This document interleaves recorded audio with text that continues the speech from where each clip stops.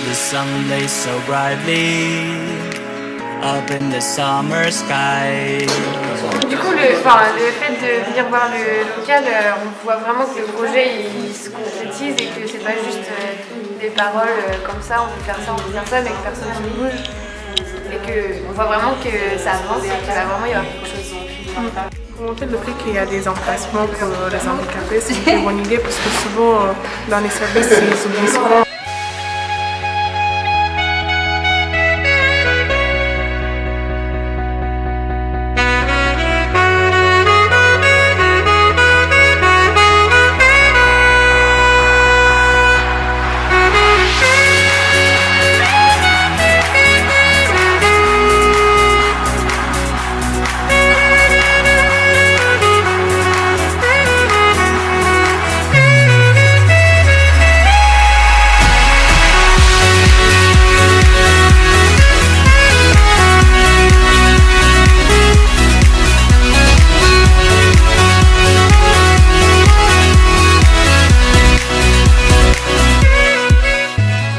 Ça nous permet aussi de beaucoup mieux se projeter dans le projet et de voir concrètement ce que ça va être et où vont être telle ou telle chose, etc. Donc c'est génial.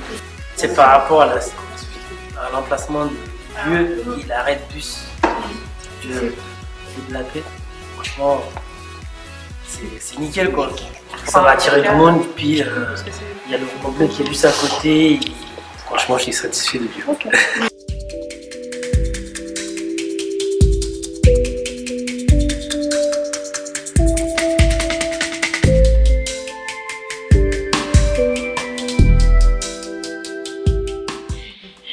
Alors Quentin, quel était l'objectif de cet atelier Jeune en Ville ?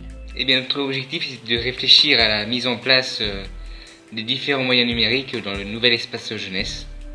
Comment vous avez réussi à échanger sur le sujet et à trouver des solutions ?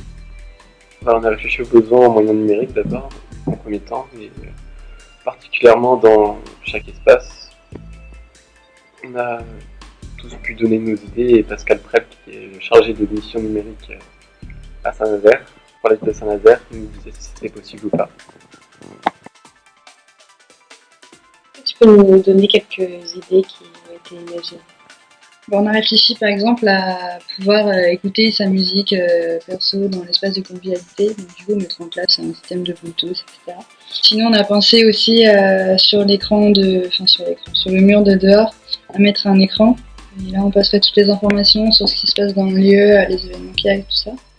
Et en haut de mettre des ordi à disposition dans les box, dans l'espace de coworking. Jeune en Ville. Agi. Et ton projet. Strive.